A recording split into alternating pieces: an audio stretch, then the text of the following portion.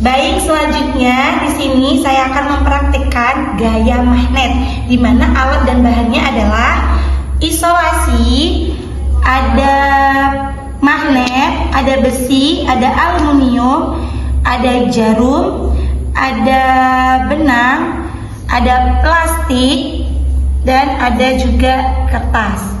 Dan langsung saja kita akan mempraktekkan.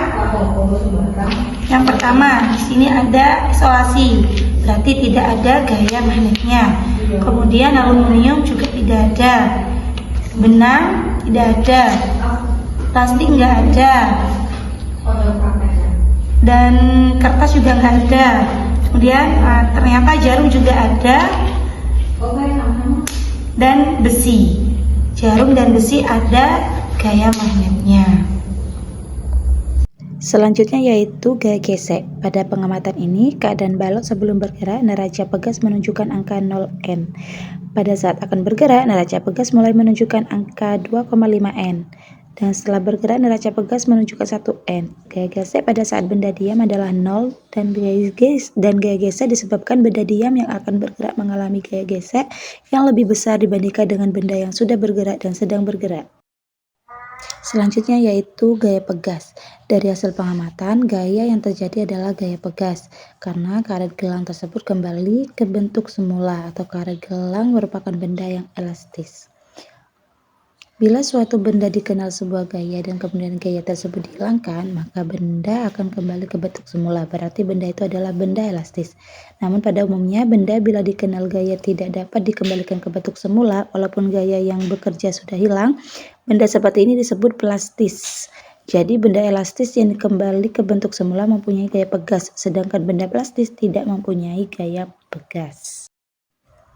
Berdasarkan percobaan yang telah dilakukan, ternyata makin besar gaya yang bekerja pada suatu pegas, maka semakin besar pula pertambahan panjangnya. Hal ini juga dipengaruhi oleh besarnya massa benda yang mempengaruhi besarnya gaya tarik pegas, di mana gaya tarik pegasnya berbanding lurus dengan massa benda. Besarnya konstanta pegas tergantung pada jenis pegas yang bekerja.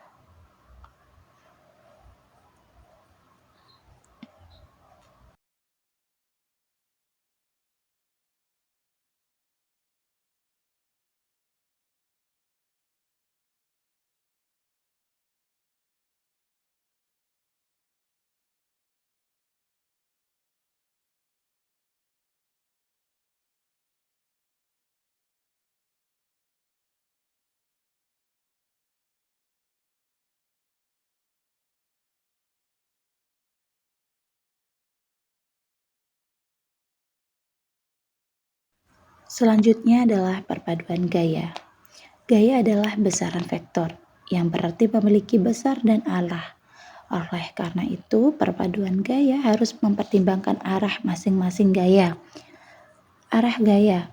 Jika dua gaya bekerja searah, resultan gaya adalah jumlah dari kedua gaya tersebut. Misalnya, jika neraca pegas menunjukkan 0,3N dan 0,4N searah, resultannya adalah 0,7N. Jika dua gaya bekerja berlawanan arah, resultan gaya adalah selisih dari kedua gaya tersebut. Jika dua gaya yang sama besar dan berlawanan arah bekerja pada benda, benda akan berada dalam keadaan seimbang karena resultan gaya menjadi 0. Pengaruh perpaduan gaya dapat menyebabkan perubahan kecepatan, posisi, atau bentuk benda. Besar dan arah gaya resultan bergantung pada besar dan arah gaya yang bekerja pada benda tersebut. Eksperimen dengan neraca pegas menunjukkan bahwa gaya tarik berbanding lurus dengan massa benda yang mempengaruhinya.